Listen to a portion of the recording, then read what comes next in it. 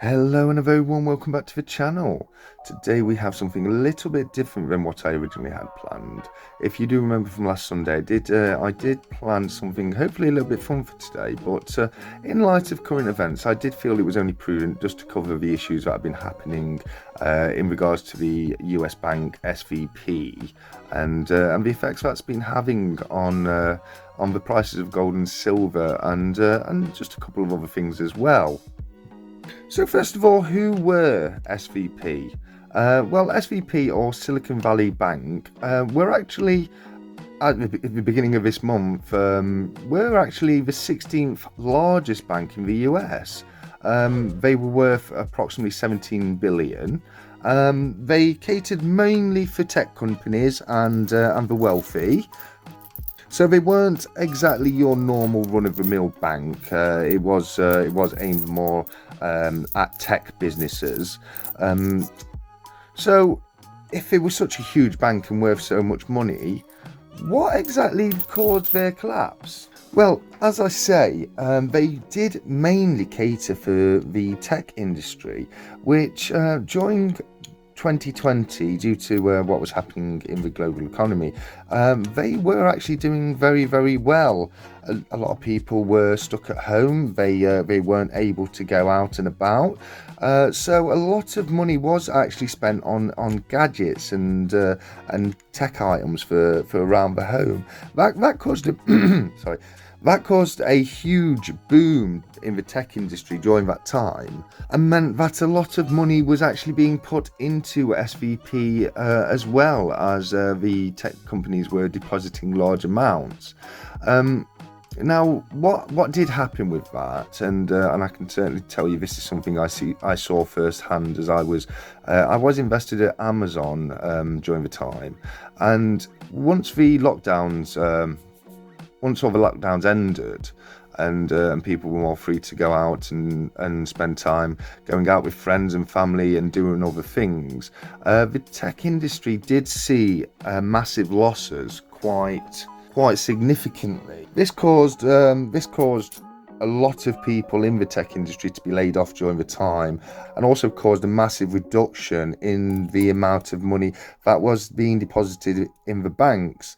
Now that alongside SVP actually had a lot of its money invested into bonds, which during the time weren't doing well at all. They were in a loss. Now that wouldn't actually have been a massive issue if they had been given enough time. They could have seen a return on those investments. You know, things could have turned round. But with the tech companies not earning as much money at the time, they were having to withdraw more and more of the money they had deposited in their accounts in SVP. So that actually caused SVP to close a lot of their bonds at a loss. Now because of this, SVP actually announced that it would be raising capital in the region of around 1.75 billion. Now, what capital raising is in very brief terms is when a company looks for investments from other companies. A lot of startup companies do it. They look for money now in the promise of higher returns later. Now, that unfortunately was kind of the last nail in the coffin for SVP, because what that meant is, the way that looked to a lot of investors is, why is the bank that all my money is in needing to raise money? Why doesn't the bank that holds all that my money, why don't they have plenty of money? And that is a very, very worrying concept to a lot of investors, and ultimately that's what led to the infamous bank run on the 8th of March this year. Now, just very quickly going into a bank run, because I know 365 Days of Silver has done a video himself covering this topic, so I will put a link in the description to that video as well. But very quickly, what a bank run is, if you were unaware, it's basically just when a lot of people run to the bank to withdraw their monies because they're concerned that they may not be able to. Well, it could be a lot of reasons, but normally it's because fear that the bank may be going under and they may not be able to get their money. So it causes a lot of people to go to the bank at one time to request their money back. And because of fractional lending, which is something that needs its own video really, but basically the fractional lending is where the bank only has to hold so much of a deposit of money and can invest that the rest of it into other things. Now they invest into companies that only have to hold so much of that deposit and invest it into other things as well. So what that leads to is there actually being a hell of a lot more money on paper than actually exists. So if every customer went to the bank at one time to ask to get all their money out, the bank physically just would not have enough money to pay all those customers, and that's why a bank run will very often lead to the collapse of a bank. It's something I actually remember experienced myself here in the UK back in 2008 when one of our larger banks, Northern Rock, it was originally Northern Rock Building Society, suffered a similar bank run due to an article covered by the BBC, and due to the number of people that went to try and recover their funds in one go. Likewise, the bank was unable to deal with all the transactions, and it led to the collapse of that bank here as well. So how does what has been happening with SVP affect you might be asking?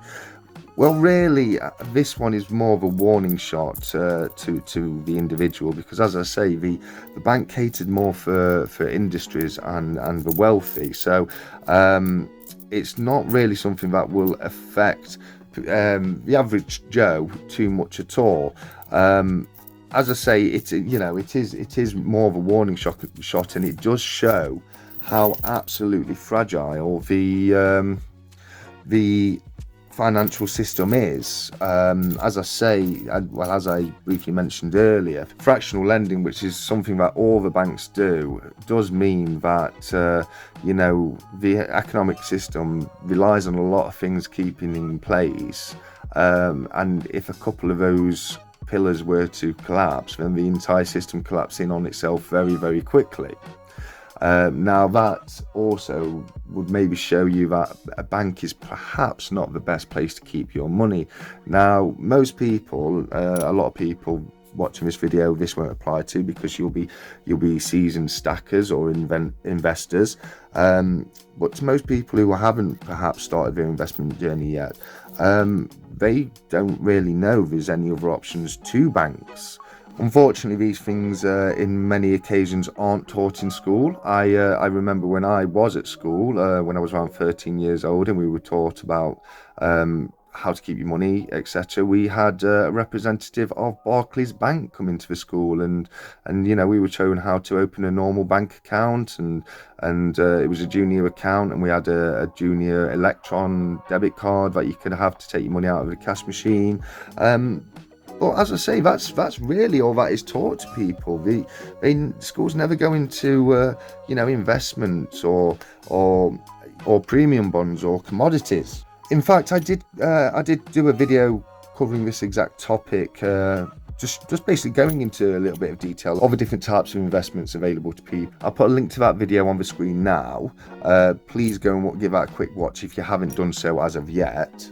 But particularly, how does this affect the price of gold and silver? Well, I mean, you may have seen that already. The more fearful people become in the banks, the more they will look to other means to invest their money, and that does mean that a lot of, or at least a large percent of those people, will look to precious metals as an investment, as it's something that has very regularly increased in value over time. Now, there have been some quite large crashes in gold and silver in the past, but generally over time it is something that does offer a good return on your money. So that being the case, as I say, a lot of people have now looked to gold and silver and have invested money into precious metals, and you can see that's the case by the recent spikes in the price of gold and silver. The more people buy, the higher the price will go up. The more people sell, the lower the price will become. So at the moment, a lot of people are going out and purchasing more precious metals than they perhaps would do. Maybe they're going and emptying their bank's account and buying bullion instead. And these things will affect the price of commodities such as gold and silver. That's not a bad thing for people who have been invested for quite some time. It will increase the value of your gold and silver. It's not a great thing for people who are looking to invest in gold and silver now, because it puts a spike on the price. Now, what you might find is in a couple of weeks, a few months maybe, these things die down a little bit, the fear dies down a little bit, people start looking back to wanting to put their money in the bank, and they may start selling their precious metals to do that. Now, if that's the case, that may cause a dip in the market where it basically corrects itself to the value of silver based on the fact that it's being resold. So it is definitely something that will affect stackers in one way or another. Personally, I don't, I'm not seeing it as too much to worry about at the moment. I'm certainly just carrying on as usual. I have my own, investment plan going forward, where I look to invest in things, not only just gold and silver, but other stocks and shares and things like that. So I will be carrying on pretty much as usual at the moment. The only thing it means is I perhaps won't be buying as many stocks and shares or as much gold and silver right now as the price is high. But going forward, I'll keep looking at that. We'll keep doing the weekly price updates on the Sunday video. So if we do see the prices coming back down again, then obviously that's when I'll look to buy more. But at the moment, it will just be probably just the normal standard one bullion a month, and then just a few other bits that maybe I can pick up at a great price. Do some car blue hunting, that kind of thing, see if there's anything I can pick up particularly cheap. But other than that, I won't be looking to buy too much of the bullion at the moment. So all in all, I'd say it's basically just something really to learn from. It shows us how fragile the places that hold our money can be. It shows how things go down and up, and normally you'll see as one thing goes down and there'll be a correlation where you'll see other things go up at the same time. But I know a lot of people say this, I'm not a financial advisor, but I can quite confidently say there's no guaranteed investment. There's always a chance to lose your money. Never ever invest money you can't afford to lose. You just don't know what's going to happen around the corner. I invest myself. I would definitely personally, in my own opinion, suggest that investment is definitely 100% better than just keeping money in the bank. I don't keep money in my bank account. I limit to about £100 just in case I need to get access to money particularly quickly. Other than that, I don't like to keep it in an account. The way that inflation is increasing at the moment, you're not going to find a savings account that's going to offer you any kind of interest return that's going to come within close of current inflation rates. Now, the only type of savings account I would possibly recommend at the moment would be something like a stocks and shares investment ISA, which actually invests your money in whichever field you choose to invest in. And mine personally is currently based on an S&P 500 tracker, which is something I've personally chosen because the S&P has previously done very well at beating inflation. Now, that doesn't guarantee it's going to continue to do so going forwards. The market is very volatile at the moment in many ways due to many different things. But I do think the S&P will continue to do well.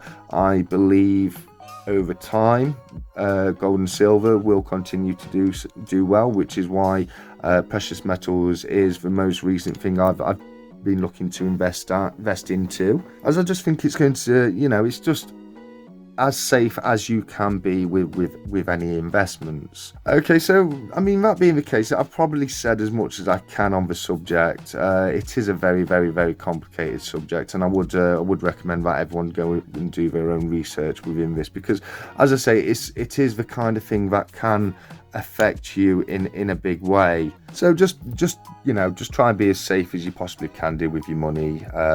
Just take whatever lessons you can from what's happening at the moment. Definitely consider at least other options if your money is in the bank, because, as I say, there are, in my opinion, much greater options to keep your money. But if there's anything you feel I haven't covered, or I could have covered in more detail, or if there's anything further you just want to ask, if there's anything you're not unsure on what's happening, feel free to leave me any comments whatsoever in the comment section below. I may not be able to get back to every single comment straight away, but I will definitely promise to reply to every single comment as soon as I possibly can do. So that's probably enough for me right now, but don't forget, if you do want to know what's in this box right here, you do have to click on this video right here. Thank you very much. Take care, keep stacking, and goodbye.